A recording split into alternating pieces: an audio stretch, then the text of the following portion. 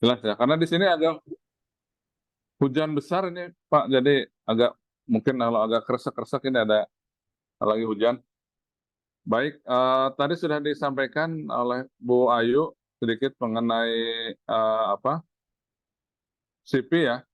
Ya pada prinsipnya saya sejak tahun 2005 lulus kuliah itu bidang saya di mikrohidro terus Pak.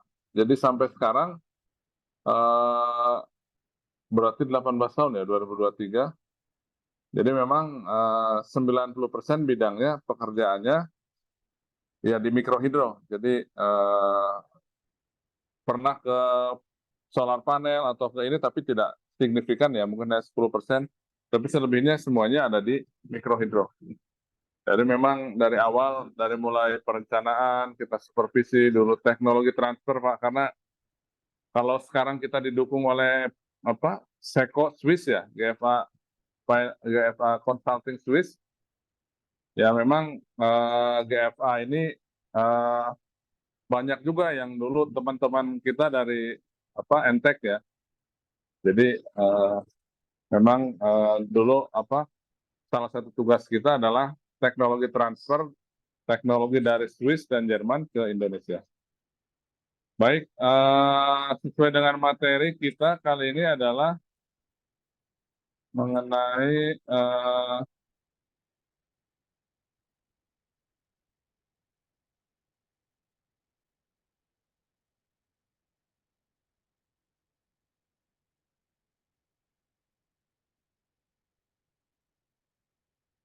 ini suaranya agak keras hujannya Pak. Saya ambil ini dulu ya, headset sebentar ya. Ini suaranya agak keras Pak. Mungkin agak kurang jelas. Ya, silahkan Pak, silahkan. Hujan besar di sini.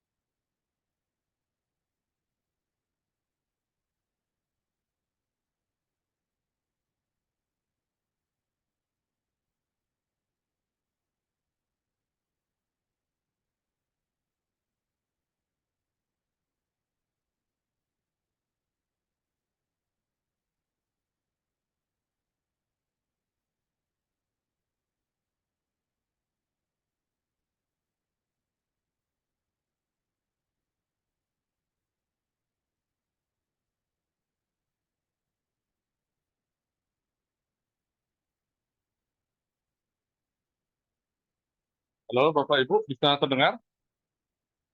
Iya Pak, kedengaran Pak. Dengaran ya? Bisa Pak. Bisa Pak. Baik, hujannya besar sekali Pak, jadi saya nggak kedengar Pak. Baik, materi kita kali ini adalah mengenai pembangkit listrik tenaga mikrohidro. Jadi sebelum ke commissioning, tentu kita supaya perspektif kita sama, kita kenalkan dulu ya mengenai pengenalan mikrohidro secara umum, baru kita ke arah commissioning. Ya, jadi kita ada dua perusahaan, Pak. Satu yang pertama adalah PT Protel Multi Energi, itu kita khususkan untuk EPC ya, Engineering, Procurement, dan Construction. Sedangkan yang CP Protel Multi Energi kita untuk manufaktur turbin, controller, dan lain-lain. Website kita ada di pmebandung.com, YouTube-nya juga ada PME Bandung. Jadi kita ada di website maupun di YouTube.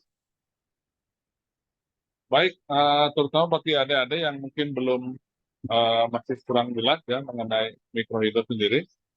Jadi definisi mikro itu sendiri berasal dari kapasitas daya terbangkitnya. Jadi mikrohidro itu adalah pembangkit listrik yang menggunakan tenaga air sebagai penggerak utama turbin. Jadi mikro ini didasarkan pada kapasitasnya, di mana klasifikasinya adalah biasa disebut picohidro antara daya 0,5 kW ya atau 500 watt sampai dengan 10 kW. Ada juga yang sampai 5 kW mendefinisikan, tapi di sini kita buatkan sampai dengan 10 kW. Mikrohidro itu untuk 10 sampai dengan 500 kilowatt, sedangkan mini hidro antara 500 sampai 10.000 kilowatt atau 10 megawatt ya. Ini masuknya kategori mini hidro.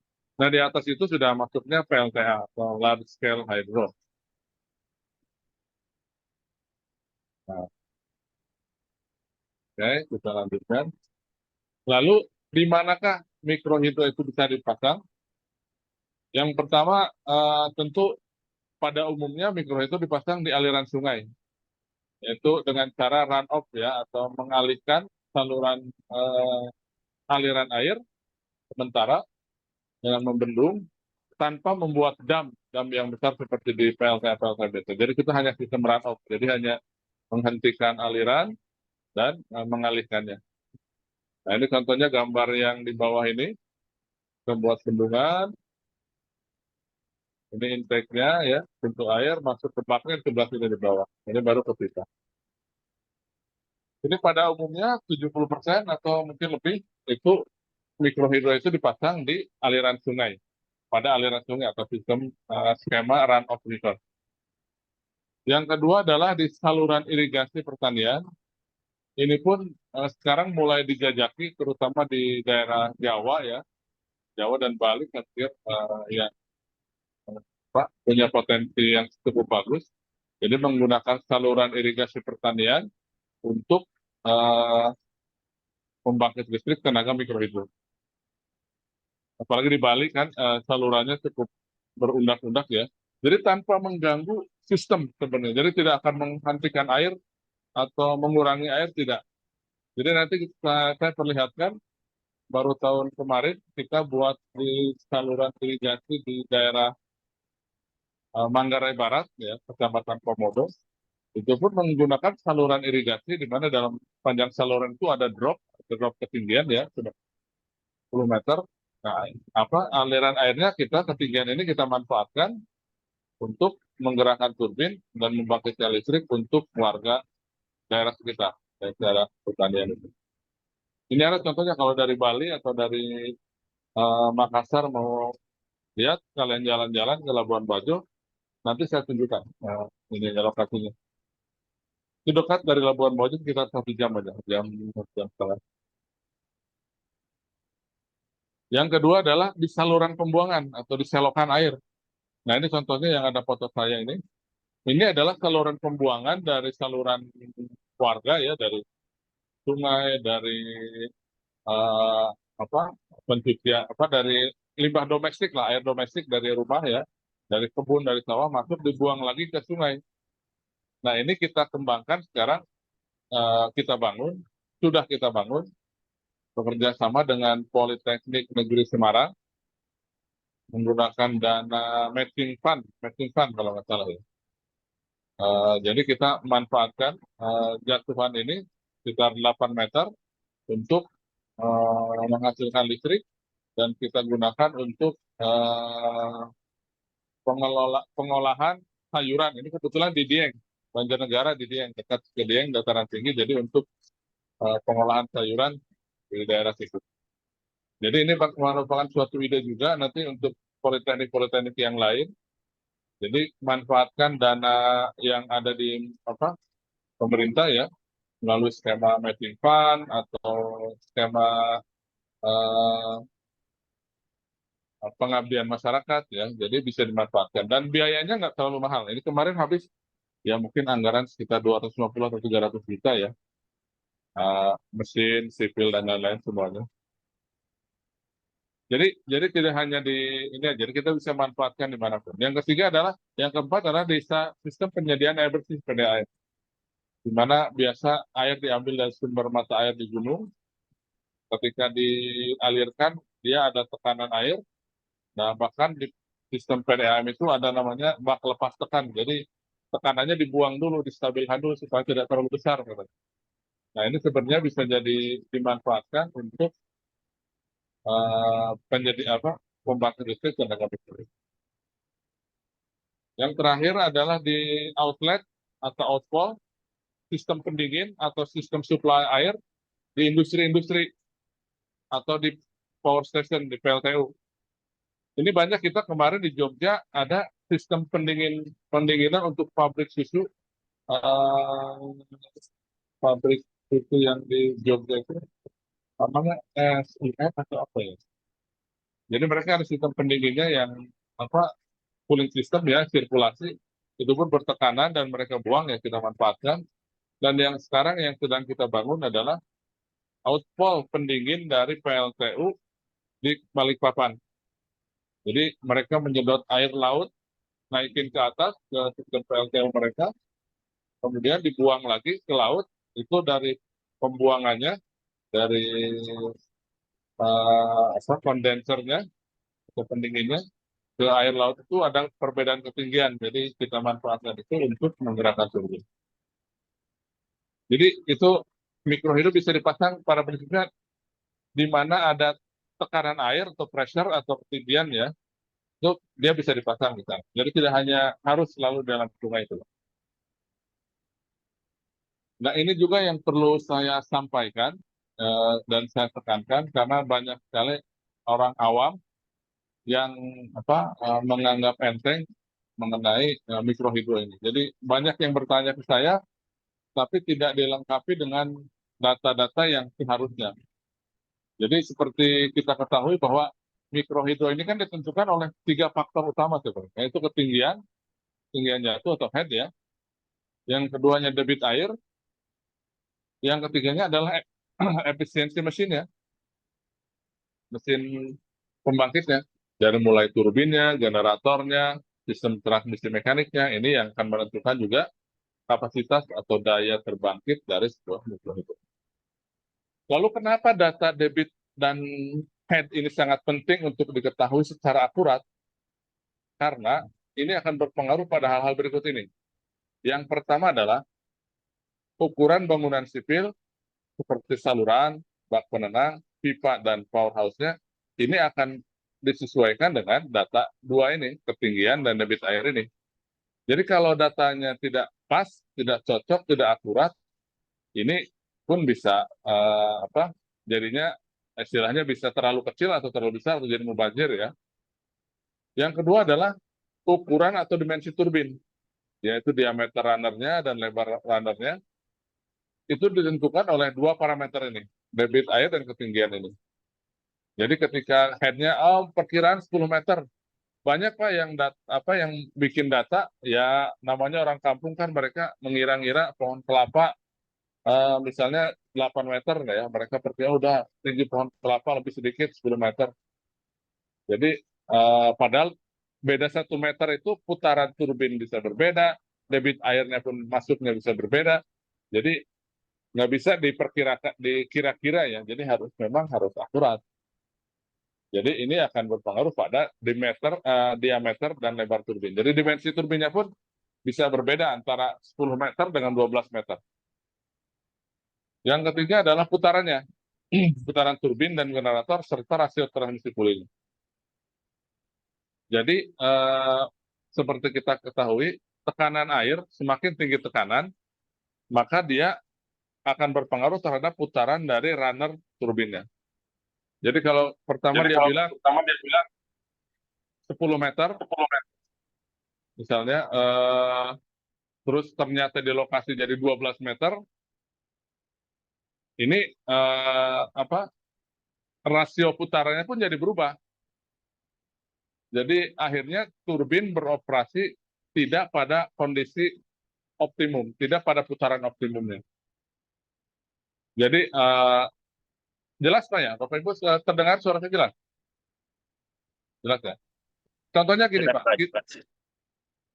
kita ketika beli mobil atau beli motor ya, kita diberikan data oleh pabrikan bahwa daya dari mobil, misalnya mobil Fortuner dengan kapasitas 2.500 cc itu adalah 144 Newton meter pada putaran 6.000 rpm. Jadi ketika dia putarannya belum mencapai 6.000 rpm, maka dayanya pun tidak maksimal, belum pada daya puncaknya. Sama juga turbin. Turbin 20 kilowatt pada head 30 meter misalnya. Tapi ketika dia headnya berubah, maka variabel itu pun akan berubah, dayanya pun akan berubah. Jadi ini yang perlu kita tekankan, kita edukasi ke masyarakat, ya kita edukasi kita sendiri ya bahwa sekali lagi ini korelasinya sangat penting terhadap perencanaan atau desain teknis dari suatu PLTMH. Putaran turbin, putaran generator, serta rasio transmisi. Jadi kalau rasionya tidak pas, nanti dia berputar 1.500 RPM sama, tapi tidak pada putaran optimumnya. Begitu. Yang keempat adalah tentu karena kapasitas generator dan panel kontrol ya. Ketika dia bilang 10 meter headnya, ternyata 12 meter, sedangkan generator sudah kita desain untuk 15 kW misalnya. Ternyata terbangkitnya lebih dari itu, 18 kW. Jadi ya generator pun harus disesuaikan. Jadi yang kelimanya adalah ukuran kabel daya dan kabel transmisi juga itu korelasinya dengan daya terbangkit ya. Yang keenam tentunya adalah kalau dimensioning tadi tidak pas, ukuran ininya tidak pas, maka akan berpengaruh pada harga komponen dan biaya produk pada umumnya. Jadi data ini pun akan berpengaruh pada akhirnya adalah pada harga, pada biaya ya. Bayangkan kalau pipahnya lebih kecil atau lebih besar, tentu harganya pun akan berbeda. Jadi pada intinya adalah data ini sangat penting untuk disampaikan, diukur dengan akurat, secara akurat ya, tidak perkiraan, harus akurat. Nah, head ini definisi head kurang lebih seperti ini. Jadi head itu adalah tinggi tekan ya dari level air. Jadi muka level air di atas, jadi bukan pas di pipanya, jadi level air di atas dengan poros atau sub turbin. Itu adalah head. Effective head namanya, effective headnya ini. Ada juga kalau turbin turbin reaksi, dia ada juga ketinggian tambahan atau head suction itu dari dari poros turbin ke bawah. Tapi pada ini sementara kita hanya menghitung adalah head efektif atau head tekan ya, head tekan atau bukan head suction. Jadi nanti kalau lebih ke advance lagi ada namanya head positif, ada head negatif, di bawahnya head negatif atau head suction. Tapi kita sementara fokuskan pada head positif karena untuk turbin cross flow ini adalah head. Jadi antara level poros turbin dengan level muka air di atas. Nah ini pun menghitung daya terbangkit dari sebuah mikrohidro. Ini rumus dasarnya.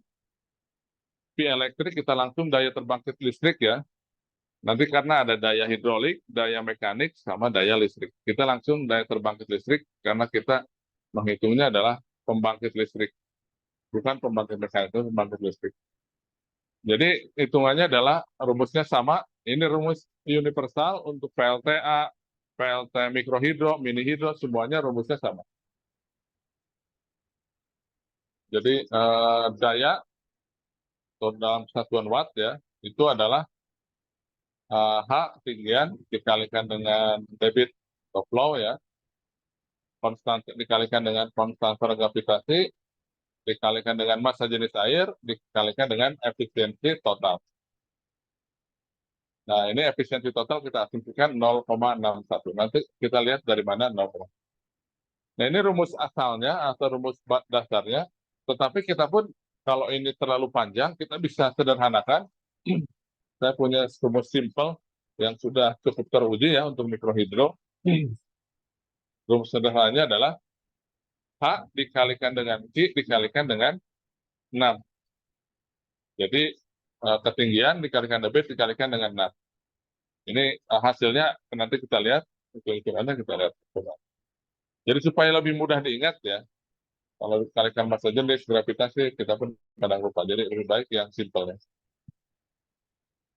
Nah ini contohnya, kalau kita ada ketinggian 15 meter, debit airnya 200 liter, maka daya hidrolik dari air itu adalah H dikalikan G dikalikan dengan rho. Ini daya hidroliknya ya, 29.430 watt atau 29 kilowatt. Ini potensi hidroliknya.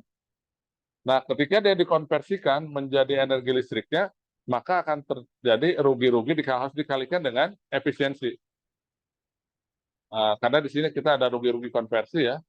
Nah, ini efisiensi total ini nanti kita bahas apa aja komponennya, kenapa bisa angka 0,61 dari mana.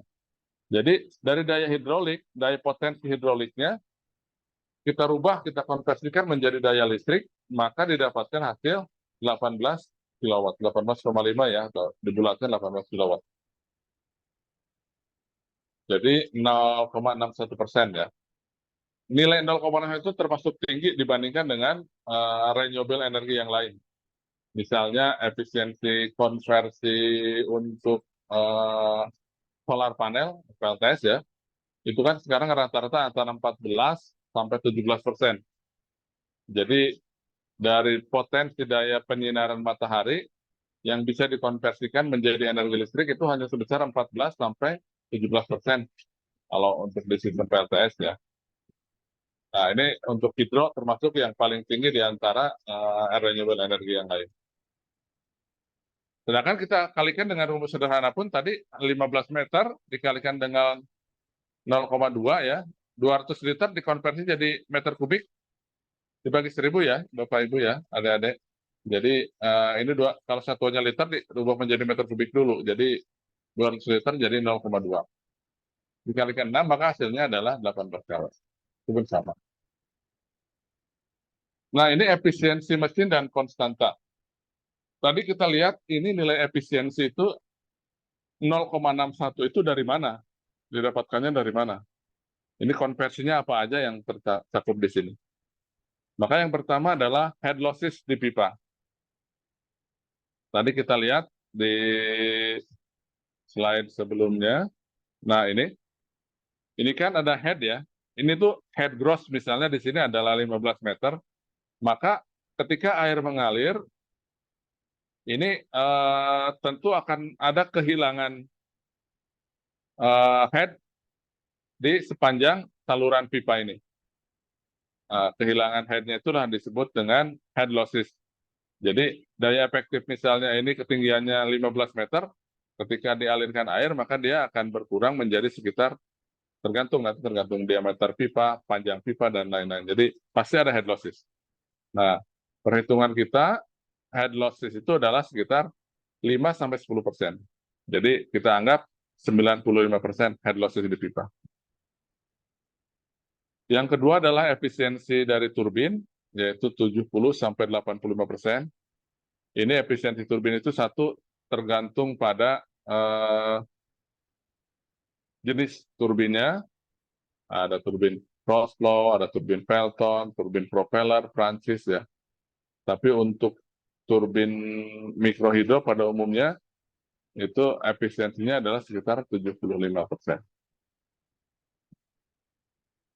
Efisiensi generator ini tergantung kapasitas juga dan merek juga ya, tergantung kalau yang mahal yang bagus antara 85 sampai 95%. Kita ambil rata-ratanya 90%. Nah, selain itu ada juga efisiensi yang ada di belt atau coupling. Karena kita ada losses di sini, losses di mechanical transmission ya, jadi putaran akan karena gesekan menjadi panas. Biasanya lossesnya antara 90 sampai 90%, jadi kita anggap pertengah-tengah jadi 95% efisiensi di belt atau coupling. Maka kalau ini kita kalikan 95 kali 0,75 kali 0,9 dikali 0,95, maka didapatkan hasilnya adalah 0,61. Jadi efisiensi totalnya adalah 0,61, efisiensi konversi total. Nah, tadi ada rumus pendek itu ada angka 6. Kenapa jadi angka 6 itu dari mana? Jadi angka 6 itu didapatkan dari, yaitu tadi 0,61 dikalikan dengan gravitasi, maka hasilnya adalah 4. Nah, ini baru kita hitung daya yang terbangkit di powerhouse, Bapak Ibu. Jadi ini yang losses di jaringan belum kita hitung. Jadi yang kita hitung efisiensinya itu adalah efisiensi daya terbangkit di rumah turbin. Powerhouse ya belum dikurangi dengan losses di. Ya. Nah, ini kurang lebih layout sebuah PLTMH. Ini pada dasarnya seperti ini. Ini ada sungai, kita bendung, ada bendungan ya, ada intake, ada saluran pelimpah, saluran pembawa, bak penenang. Ini komponen utamanya, pipa pesat, rumah turbin, dia dikembalikan ke sungai. Ini kurang lebih seperti ini. Komponen utamanya apa aja? Terdiri dari 3 komponen utama ya. Pertama adalah bangunan sipil, yang kedua adalah peralatan mekanikal elektrikal, yang ketiga adalah transmisi dan distribusi. Nah, ini bangunan sipil itu terdiri dari apa? Terdiri dari bendung ya, saluran pembawa, bak penenang, pipa pesat, rumah turbin, dan atau powerhouse ya. Ini komponen utama dari bangunan sipil. Sedangkan untuk mekanikal elektrikal, itu terdiri dari turbin dan transmisi mekaniknya, dari puli dan kopling ya, generator, panel kontrol, dan balance load. Sedangkan transmisi dan distribusi ada jaringan transmisi induk, jaringan distribusi, dan instalasi di konsumen, itu termasuk dalam komponen PLTMH ini.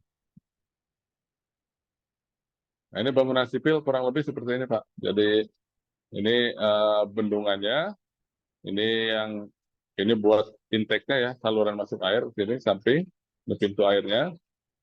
Nah, ini salurannya, saluran pembawa, bak penenang, dan rumah turbinnya. Kurang lebih seperti ini.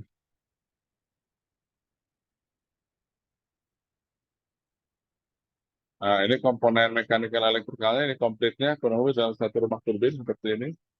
Ini turbinnya, generator, panel kontrol ELC, dan balance load. Mesinnya ya, mesin konverternya. Ini jaringan transmisi dan distribusinya. Ini jaringan induknya ya, terus jaringan ke rumah-rumah. Biasanya kita pasang dari mulai transmisi, distribusi sampai ke instalasi dalam rumah.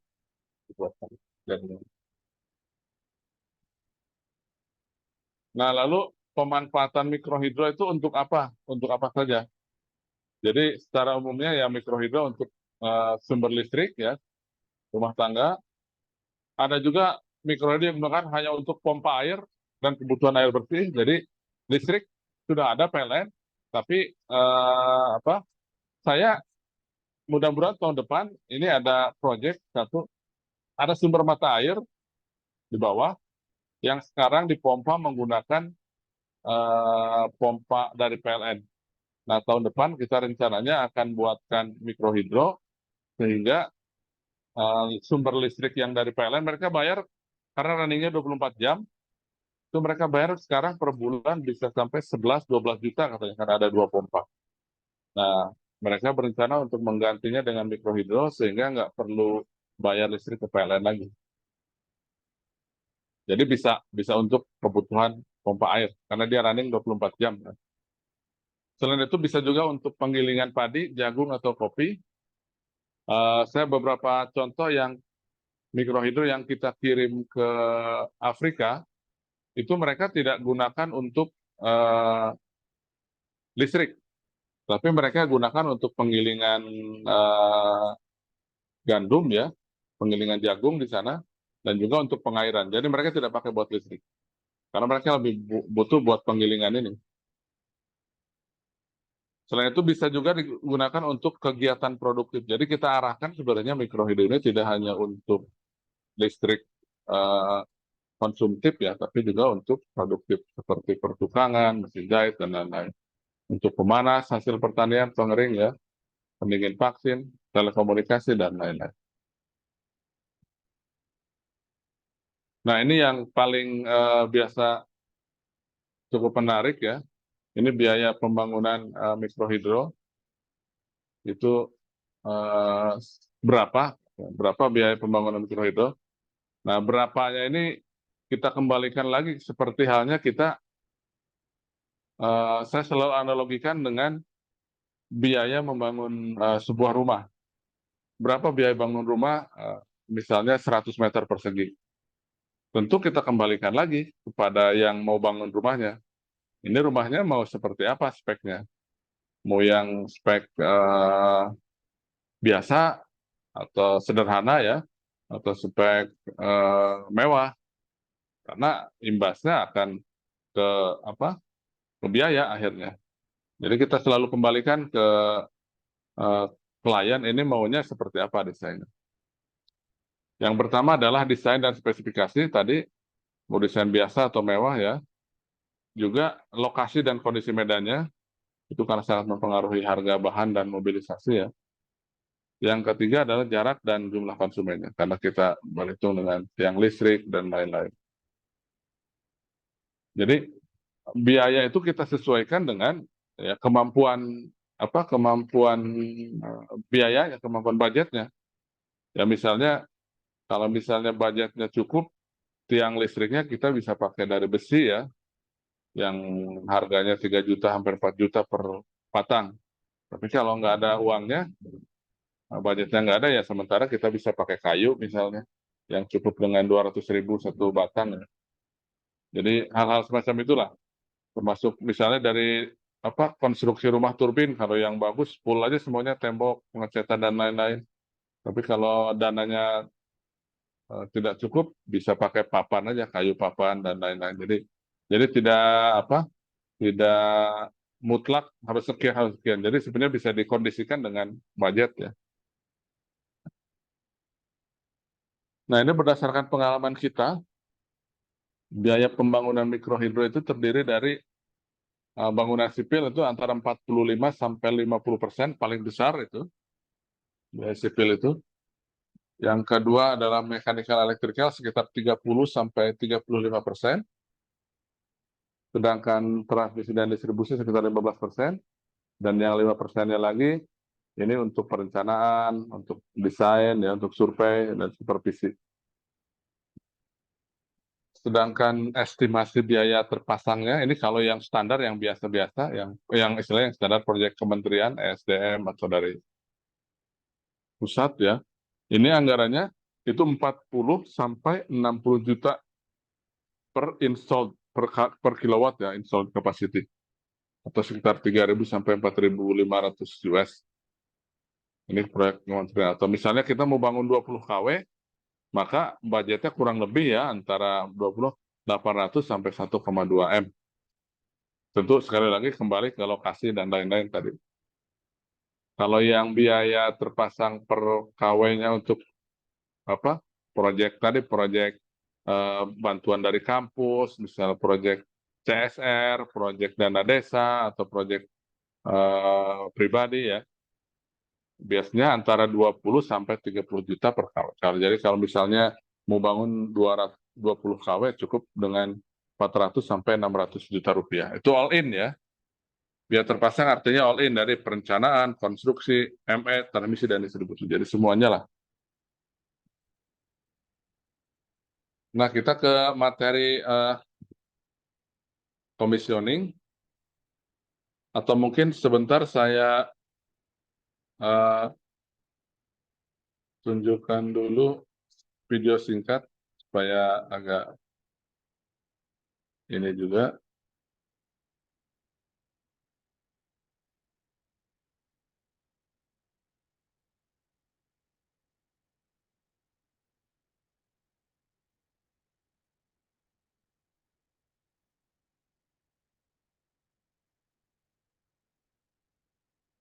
Stop.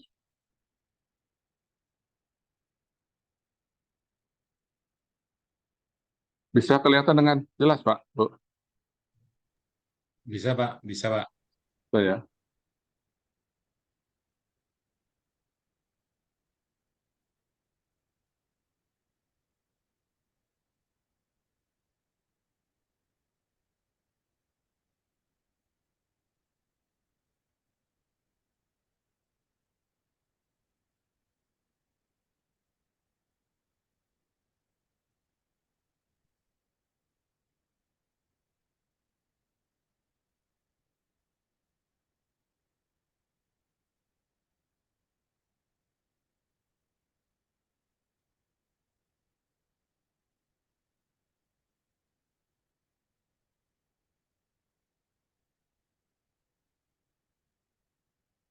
Ini saluran irigasi ya.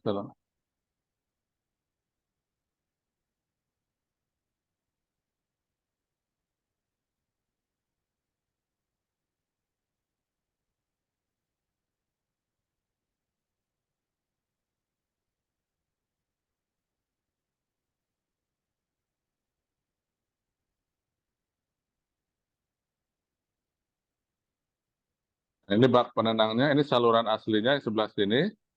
Nah, ini kita buat bak di sampingnya, bak penenang. Air mulai kita masukkan.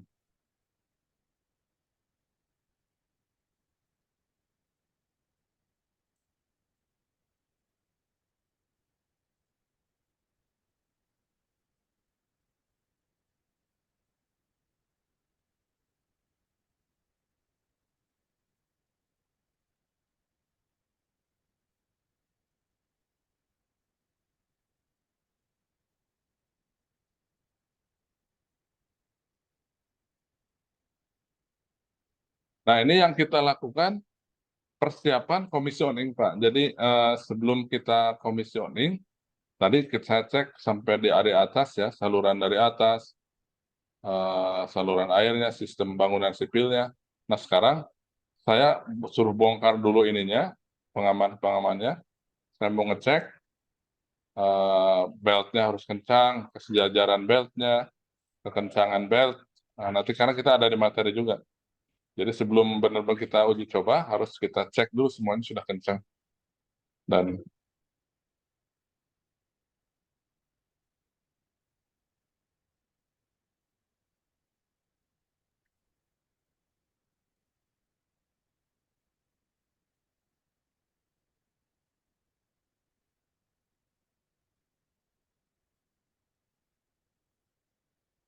nah, ini mulai kita dengan commissioning, kita buka perlahan-lahan.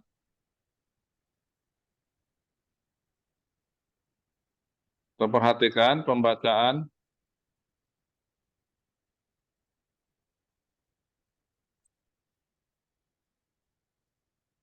Ini daya terbangkitnya dibuang ke sini.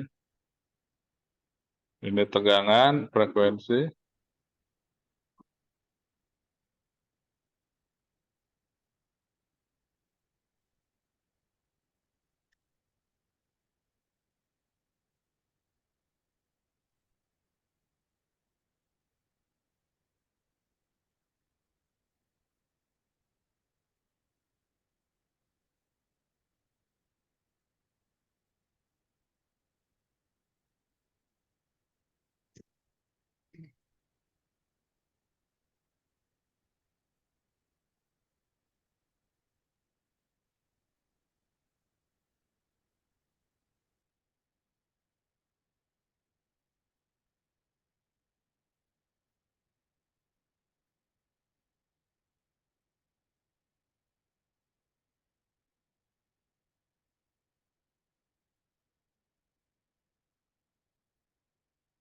Nah, ini arus yang terbaca ini Pak yang kita bangkitkan ini kita buang ke balas load karena ini beban konsumen belum ada.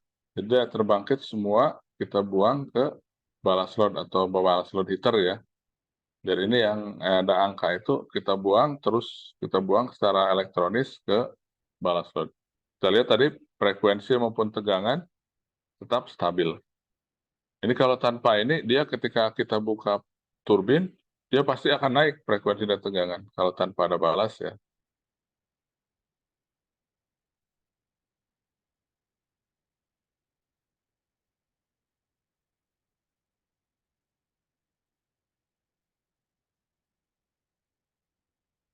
Nah, ada balas loadnya.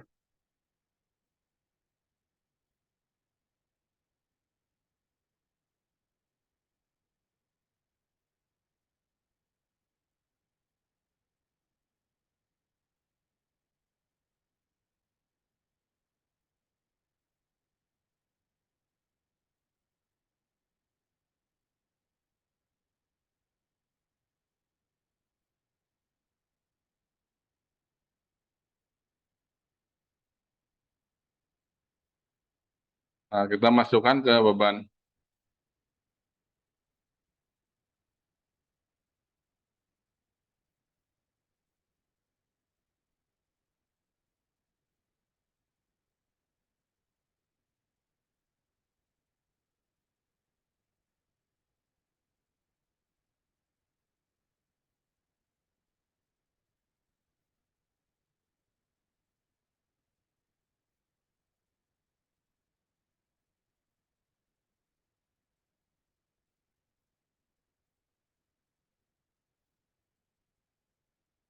Nah, ini kan kita lihat pada saat saya datang ini belum dicor di bawah karena mereka nggak tahu apa ini harus dicor atau nggak. Jadi air-air masih nyemprot dari bawah ini masih ada bergejolak. Nah, jadi ketika saya selesai, saya suruh ini diperbaiki sudah, ini sudah diperbaiki, jadi ditutup full, dicor ulang, dicor apa bawah ini, jadi nggak ada air lagi yang keluar-keluar seperti ini. Itu salah satu fungsi dari komisioning adalah kita memberikan masukan apa hal-hal yang perlu diperbaiki atau yang masih kurang.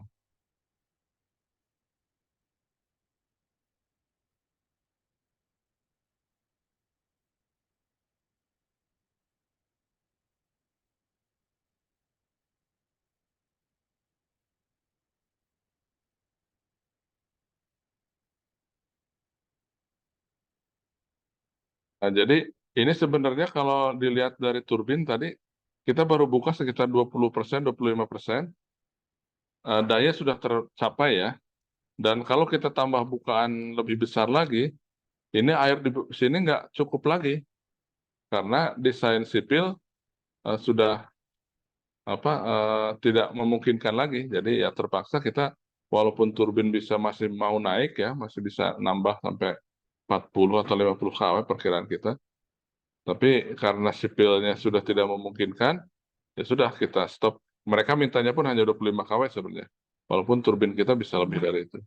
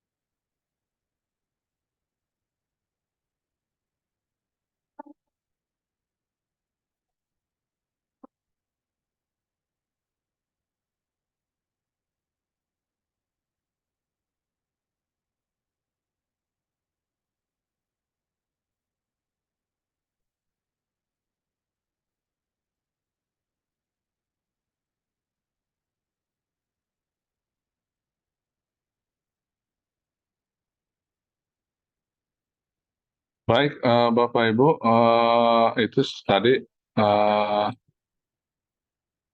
kita kembali ke materi yang sebelumnya. Baik, kita udah komisioning, udah bisa ada gambaran apa yang saya jelaskan. Itu kalau udah lihat video, biasanya sudah lebih jelas. Komisioning, terus apa komponen-komponen PLTMH-nya. Baik, kita ke materi selanjutnya yaitu komisioning mikrohidro.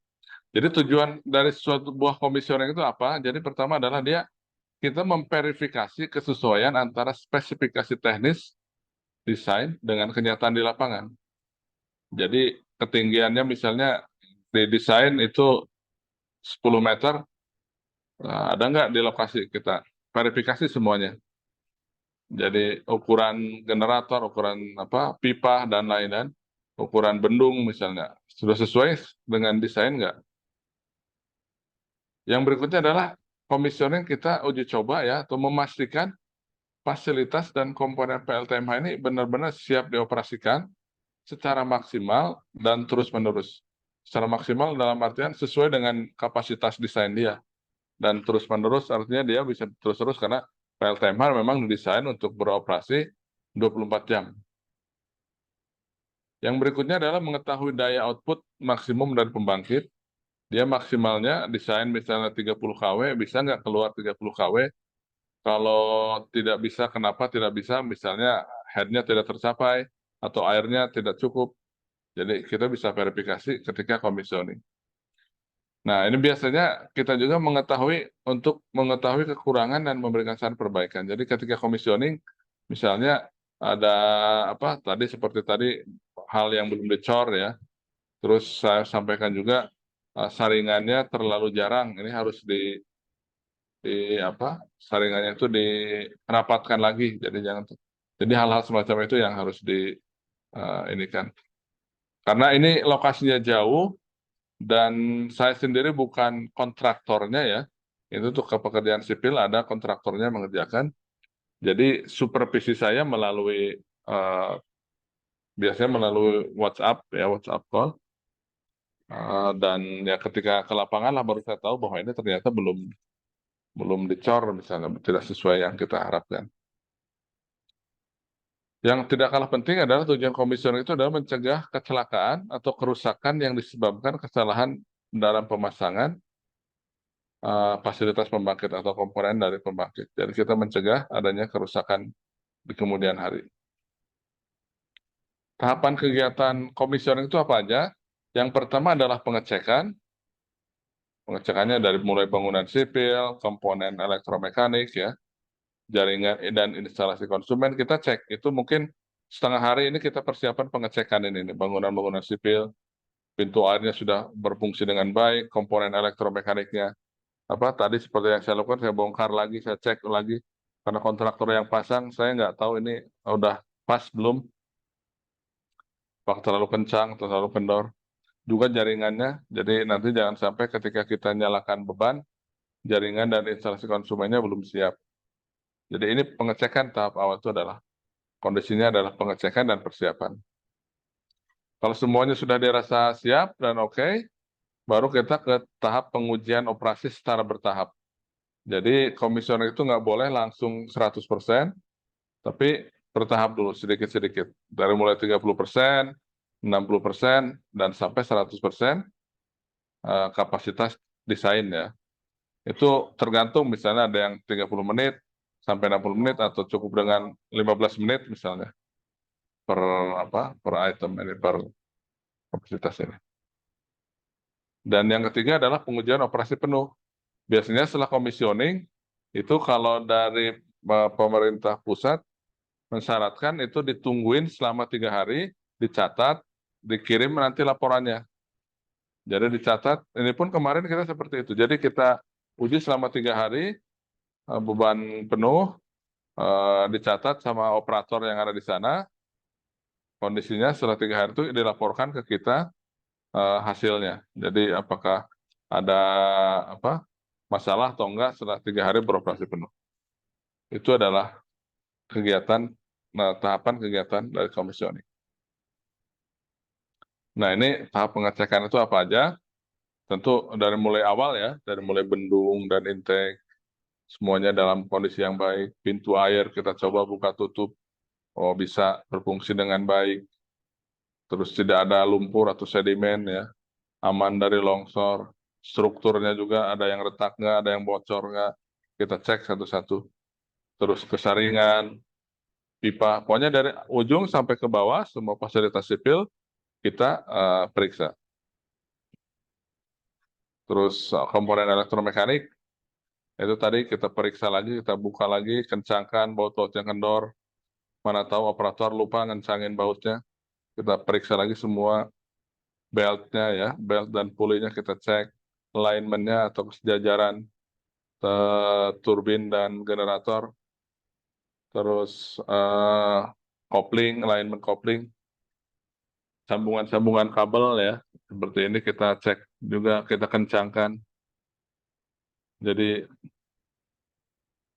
benar-benar dilakukan pengecekan kesiapan. Setelah itu selesai, baru kita ke jaringan instalasi dan instalasi konsumen. Apakah kabelnya tersambung dengan kondisi yang baik, tiang-tiangnya sudah terpasang dengan baik, penyangga dan lain-lain. Jadi instalasi konsumen juga jangan sampai ketika kita mau coba di konsumen tidak siap. Jadi ada kabel yang masih belum disambung, misalnya nanti bahaya kan bisa terpegang atau konslet. Jadi harus kita pastikan bahwa konsumen pun sudah diinformasikan bahwa akan ada kegiatan komisioning. Nah, terus prosedur pengujiannya seperti apa? Jadi kita anggap sudah selesai persiapan, baru kita ke prosedur pengujian.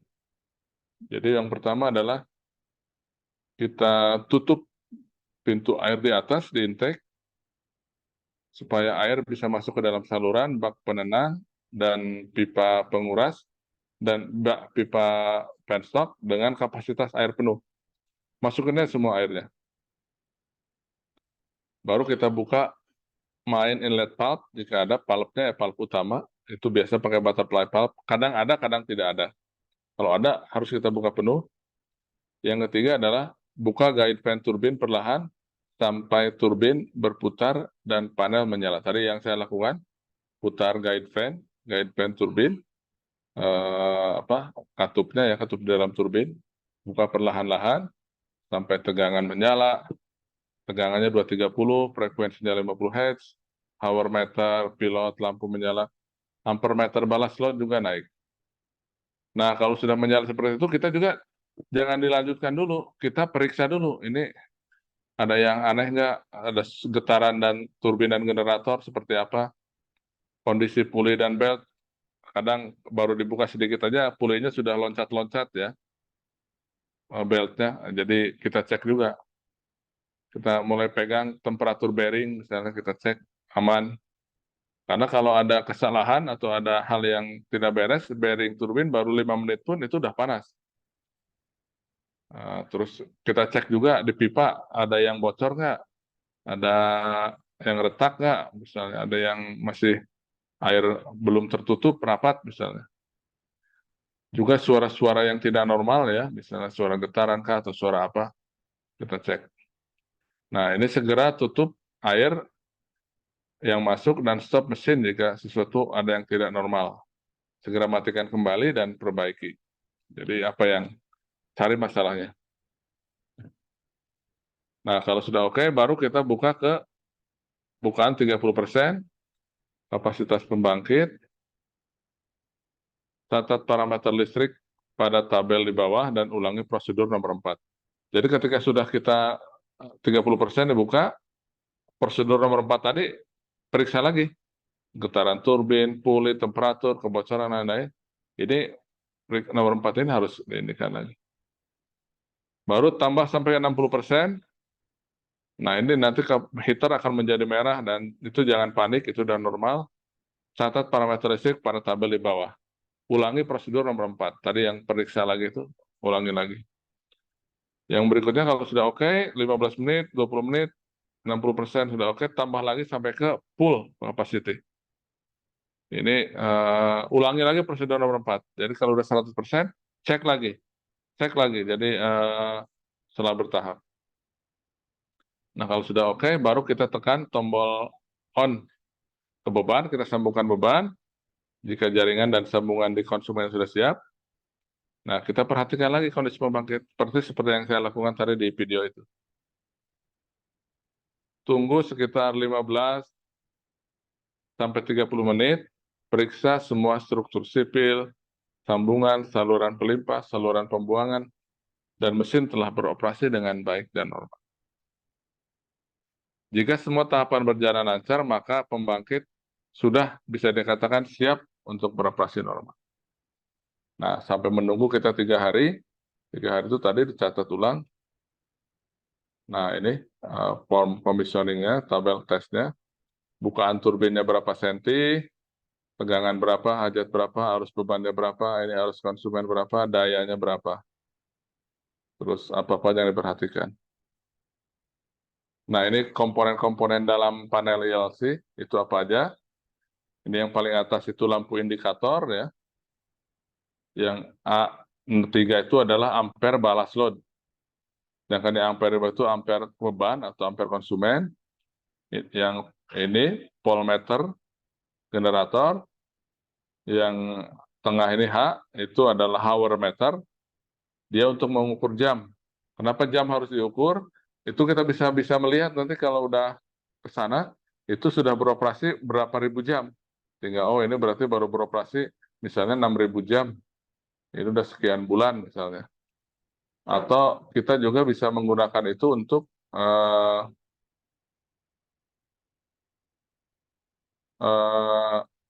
untuk mengukur lifetime bearing misalnya. Bearing itu kan 10.000 jam. Jadi kalau sudah 10.000 jam, ini harus sudah diganti. Belt itu kan 5.000 jam misalnya. Jadi harus sudah 5.000 jam, ini harus diganti. Nah, ini frekuensi meter yang HZ, yang kiri yang itu untuk on konsumen, untuk menyambungkan ke konsumen. Yang merah yang paling bawah off, itu untuk melepaskan ke konsumen. Ini di dalam panel, isinya apa-apa aja. Ini bisa kita lihat di sini ya. Ada trapo, yang ini ada tiristor, trapo arus atau CT. Ini ada mainboardnya, ada kontaktor. Ini biasa operator harus hafal. Karena kenapa saya tampilkan? Ini kalau pembangkit pasti saya buatkan manual. Dan operator harus tahu, ini ketika mereka harus baca, harus tahu. Karena ketika mereka mau menginformasikan, mereka harus tahu namanya. Mereka kadang kalau tidak hafal, Pak itu yang ada apa? Tengahnya yang sebelah kiri, yang mana Pak? Yang sebelah kiri yang ada tulisannya A. Nah itu mereka kadang tidak bisa mengidentifikasi karena nggak tahu namanya kan. Jadi kalau dengan ini mereka bisa tahu, oh Pak itu yang ada di gambar itu yang tengah, itu ampere meter balas, ampere meter konsumen misalnya. Yang tengahnya mati 1, nah baru kita bisa mengirikan. Jadi ini identifikasi tiap-tiap komponen.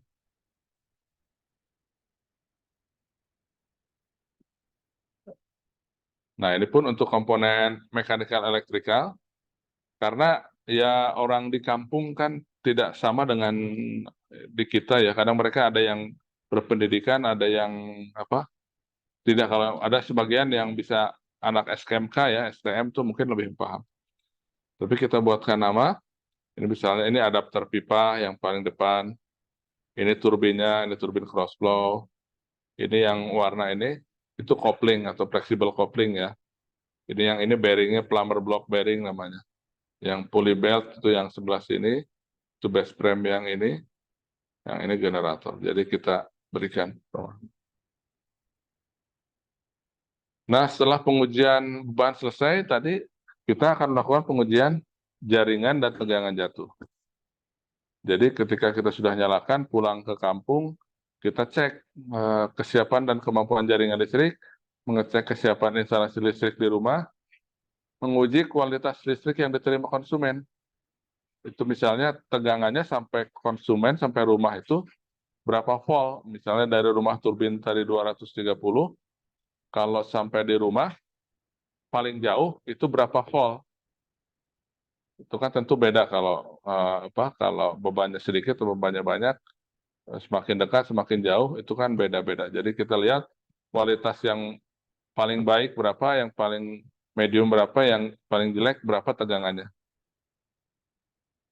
Jadi ini fungsinya kita cek dari lampu juga, kadang ada lampunya yang tidak cocok bisa berkedip terus ya. Jadi ini kesiapan di beban pun harus kita cek. Itu saja mungkin Bapak Ibu, adik-adik mengenai materi presentasinya. Udah ada 40 menit belum Bu Ayu? Ada ya rasanya ya? Kurang lebih Pak, cukup Kurang lebih ya. 40 menit, iya. Ya, jadi nanti kalau ada yang mau disampaikan, silakan. Ini ada alamat kita, WA kita ada, emailnya ada, website ada. Silakan disampaikan. Mungkin sekarang sesi tanya jawab ya, Bu ya? Iya, iya Pak, sesi tanya jawab. Yes. Oke, ya, ya baik. Itu tadi pemaparan dari Bapak Komarudin. Setelah menyelesaikan sesi pertama, kita masuk ke sesi kedua, di mana sesi ini adalah sesi tanya jawab. Kepada adik-adik atau Bapak Ibu yang ingin bertanya, silakan mengklik raise hand atau boleh langsung juga. Sebelumnya menyebutkan nama dan asal instansi, kemudian menyebutkan pertanyaannya. Baik, kita sudah ada penanya pertama Pak, dari saudara atau Bapak Hafid, silahkan. Nama Baik, dan selamat. ya, Ya, silakan, Pak. selamat sore Bapak dan Ibu. Selamat Saya sore. Hafid dari Politeknik Negeri Manado. Oke. Ya, yang pertama, ini ada 2 sementara Pak pertanyaan. Boleh. Yang pertama ini Pak, selama tadi kan dijelasin ada melakukan pengujiannya Pak ya. Ya. Nah, itu selama 72 jam pengujian itu apakah ada kendala yang terjadi saat operasi atau 72 jam itu beroperasi normal? Tidak ada terjadi trip atau gangguan yang menyebabkan dia tidak bisa beroperasi selama 72 jam gitu Pak ya. Ya. Terus yang kedua, untuk ini distribusinya ini hanya di sekitaran plant atau didistribusikan ke masyarakat Pak untuk ini? Untuk yang Plant. di video tadi itu? Iya. Iya. Oke, baik. Saya Dulu, Pak. terima Sementara, kasih. Pak. Oh, masih ada lagi? Sementara itu dulu Pak. Oke. Silakan Baik, langsung terima dijawab kasih. Pak. Ya, terima kasih Mas Hafid pertanyaannya. Jadi selama 72 jam ini dia harus beroperasi penuh tanpa ada masalah. Jadi kalau ada masalah misalnya, Pak ini yang sebelah kiri bearingnya panas. Saya minta tutup dulu, stop dulu, periksa. Apa ini bearingnya, apakah grease-nya tidak cukup atau beltnya terlalu kencang. Setelah 1 hari itu bearing yang sebelah kiri itu terlalu panas Pak, kata jadi. Udah dibuka dulu, ternyata beltnya terlalu kencang.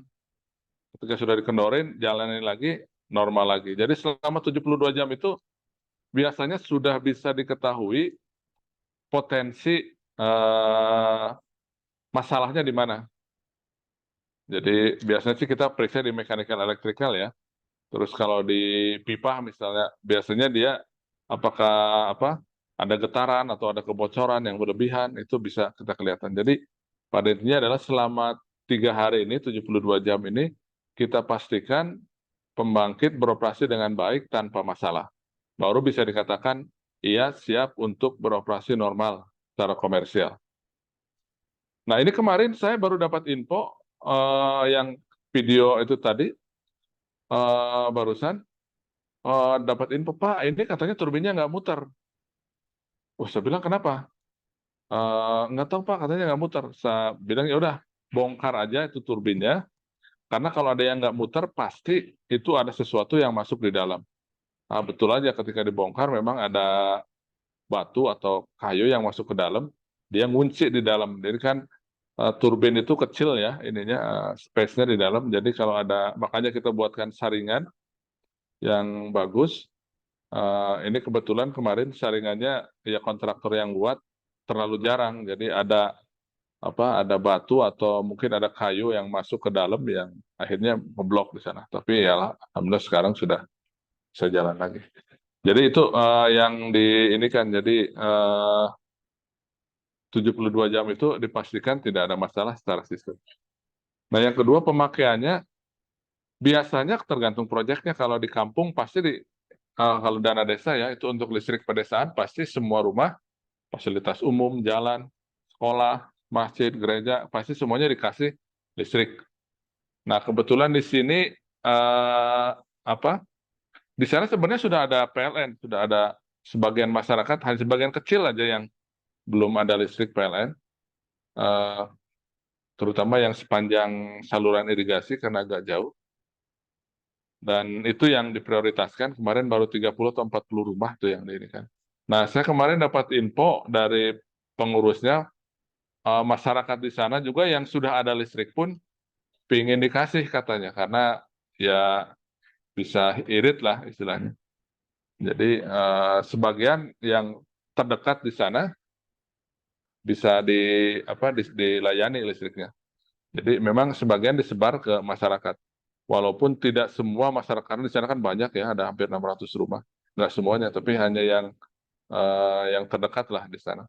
Satu yang terdekat, yang kedua yang yang ya orang desanya, kepala desanya bilang yang ekonominya kurang mampu lah. Jadi seperti itu kurang lebih.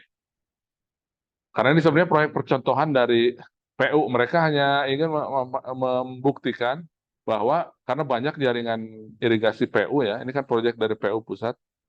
Mereka ingin membuktikan, ingin membuat pilot project bahwa saluran irigasi itu bisa dimanfaatkan untuk pembangkit listrik tanpa harus rumit-rumit ya. Jadi mereka akhirnya ya itulah pilot project. Baik, itu sementara yang bisa saya sampaikan. Ada lagi mungkin yang pertanyaan?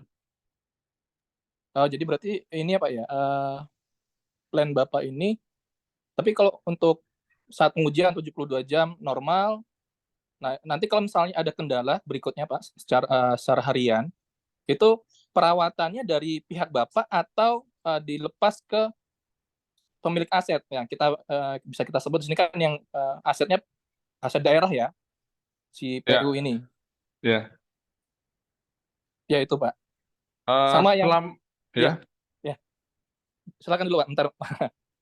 Selama 1 tahun biasanya kita buatkan garansi ya, garansi 1 tahun, dan kita kan pas komisioner itu kita lakukan pelatihan juga operator. Jadi mereka kita berikan tool ya, toolboxnya itu tadi tool buat perawatan, buat perbaikan. Kita juga lakukan pelatihan di sana. Jadi nanti yang melakukan kegiatan semuanya mereka. Kalau ada kendala utama aja baru kita sampaikan ke kita. Jadi mereka yang mengurus orang desanya. Oke, baik. Diterima Pak. Kalau yang tadi Pak yang didistribusikan ke masyarakat itu Pak, itu ikut jaringan PLN atau buat jaringan sendiri? Oh, buat jaringan sendiri. Buat jaringan sendiri ya. Iya. Jadi tidak ikut jaringan PLN ya Pak ya? Enggak boleh. Iya, ya makanya itu saya karena kan kalau saya kan juga di sini ada juga. Nah, itu karena kita ikut jaringan PLN itu harus ada perjanjiannya gitu. Jadi ini apakah sama mengatasi include sama mengatasi pihak eksternal atau buat jaringan sendiri gitu distribusinya. Jaringan masuk. sendiri. Ya. Oh, baik. Oke. Boleh Pak, makasih Pak jawabannya. Baik, silakan Pak. Ada lagi? Iya, Pak, ini ada pertanyaan di kolom chat, Pak. Oke, yang pertama saya bacakan, Pak. Andi Muhammad Salim Syahid dari PNUP D4 Teknologi Rekayasa Energi Terbarukan. Izin bertanya, Pak, berapa kapasitas daya yang masuk ke rumah jika memakai PLTMH dan berapa maksimal rumah yang bisa disewakan? Mungkin ini menanyakan ketika ingin membuat perancangan, Pak. Kira-kira untuk keperluan rumah tangga itu butuh berapa kapasitas yang ingin dibangun, terus kira-kira berapa maksimal rumah yang bisa dilayani seperti itu, Pak? Silahkan Pak Baik, langsung ditanggapi. ya. Eh, kita tidak bisa mengukur kebutuhan rumah di kampung dengan kebutuhan rumah di kota ya. Di kampung itu kadang kita desain yang besar-besar, mereka nggak pakai malah. Jadi apalagi di kampung biasanya orang banyak berladang, tapi yang selama ini pengalaman kita desainkan minimal satu rumah itu adalah 150 watt. 150 itu untuk apa? Itu kan satu rumah itu biasa paling hanya 5 sampai 6 titik lampu ya. Kalau lampu zaman sekarang kan 10 watt, paling tinggi 15 watt ya. Kalau 5 titik lampu itu paling hanya 60 watt lah kurang lebih ya. Sisanya biasa mereka hanya untuk televisi, ngecas HP, kalau malam ya. Jadi kita anggap minimum 150 watt itu sudah kebutuhan dasar itu untuk lampu, penerangan, dan hiburan televisi itu ada. Dan kita sebenarnya nggak sarankan mereka untuk pakai kulkas ya, terus yang besar-besar dayanya nggak kita sarankan. Biasanya kalaupun mau rice cooker itu hanya di siang aja, kalau malam udah dicabut aja rice cookernya, karena malam kan beban puncak juga kalau di kampung. Jadi minimal kita desain adalah 150 watt kalau untuk kebutuhan di kampung. Jadi minimal untuk penerangan dan hiburan ya, untuk cas HP, untuk televisi, itu aja. Kalau yang lain-lain minimumnya adalah 150 watt. Ya, baik Pak. Jadi 150 watt itu untuk satu rumah ya Pak ya? Satu rumah, ya. Oke. Bagaimana Muhammad Salim? Oh baik, terima kasih Pak, katanya. Terus ada pertanyaan lagi Pak dari Mansur Permana. Pertanyaannya, selama performance test 22 jam, apakah ada acceptance kriteria terhadap setiap parameter yang dimonitor saat performance test? Bila ada, berapakah nilai yang dikategorikan normal operation? Terima kasih. Silakan Pak Ya. langsung ditanggapi. Baik, biasanya kan kita sediakan tabel itu, tabel operasi ya. Diisi sama operator nilai-nilainya selama 3 hari itu, nilai-nilainya, temperatur, lain-lain itu diisi sama mereka.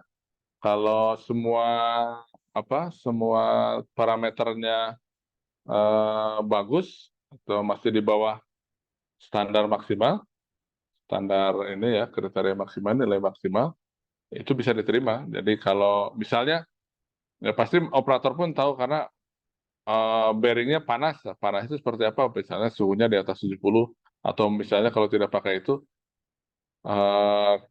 pakai tangan, itu kita itu kan punya sensor ya, sensor tangan. Jadi kalau sensor tangan itu kalau bearing masih bisa dipegang oleh tangan, hangat itu ya, atau hangat, itu berarti masih normal.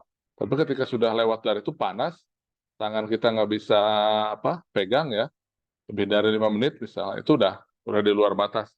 Itu secara manualnya, tapi biasa kita sediakan alat untuk pengukuran temperatur dan lain-lain. Jadi ada nilai batas minimumnya, nilai maksimumnya. Jadi kalau masih di bawah ambang batas, sudah oke. Sampai 3 jam itu. Baru Ya. boleh lolos dari komisioning itu. Ya, bagaimana Pak Mansur Permana atas jawabannya? Oke, sepertinya yang bersangkutan merasa cukup atas jawabannya Pak. Oke, apa Oke. masih bisa ada sesi tanya jawab lagi? Boleh, silakan Bu masuk kalau ada Ya. yang mau ini. Silakan teman-teman, Bapak Ibu yang ingin bertanya, silakan langsung open mic atau melalui kolom chat juga boleh.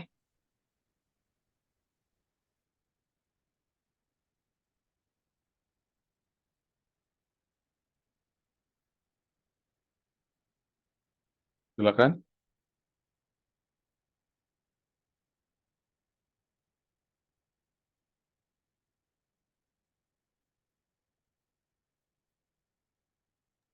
Apakah ada penanya lagi? Sudah cukup.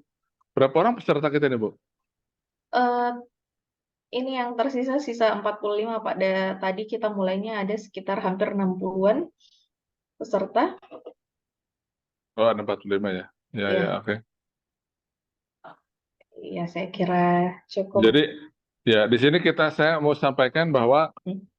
mikrohidro itu sekarang tidak hanya terbatas pada yang belum punya listrik, itu memang tujuan utama. Tapi sekarang banyak perusahaan atau bahkan CSR yang mau namanya apa green green label ya, green energy, green kriteria. Jadi mereka banyak mengadakan program-program CSR atau memanfaatkan ini untuk menambah nilai plus di perusahaan mereka. Jadi misalnya PLTU ya, mereka mau ngejar green-nya, ada bauran energi terbarukan.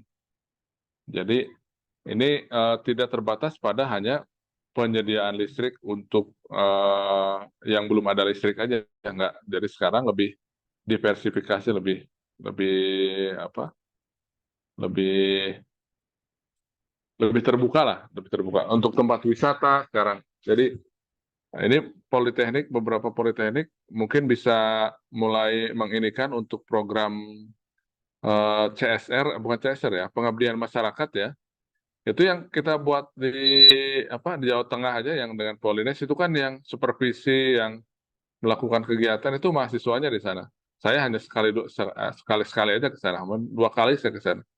Sisanya mahasiswanya aja yang komunikasi.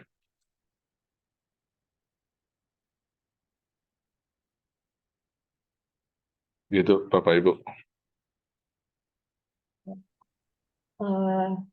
Ya, terima kasih Pak atas tambahan komentarnya. Mungkin teman-teman, Bapak Ibu, apakah masih ada pertanyaan? Saya tanya sekali lagi. Oke, sepertinya sudah tidak ada, Pak. Bagaimana kalau kita akhiri pertemuan hari ini? Oke.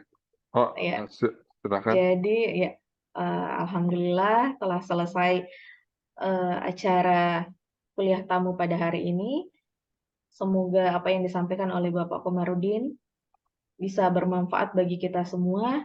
Kami dari pihak PNUP, Pak, mengucapkan terima kasih banyak atas waktunya, atas ilmunya kepada Bapak yang sudah bersedia hadir di tengah-tengah kami. Kemudian saya juga mengucapkan terima kasih kepada Bapak Bahtiar selaku tim RESD GPA Project dan juga Bapak Ibu para hadirin yang sudah hadir pada webinar kali ini.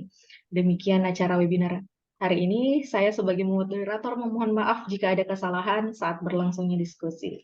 Terima kasih banyak. Wassalamualaikum warahmatullahi wabarakatuh. Waalaikumsalam. Waalaikumsalam. Terima kasih Pak Komar. Ya, sama-sama Pak Bahtiar. Terima kasih Pak. Terima kasih Pak Komar, Pak Bahtiar. Ya. Nanti untuk materi dan rekamannya dapat diakses saya kirimkan melalui email ya, linknya Siap. segala macam. Siap. Terima kasih. Saya juga punya janji sama Pak Bahtiar, nanti saya chat Pak ya, atau saya email.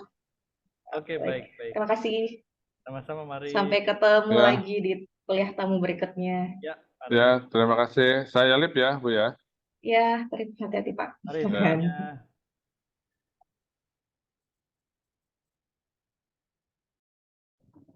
Terima kasih Bu. Terima kasih adik-adik.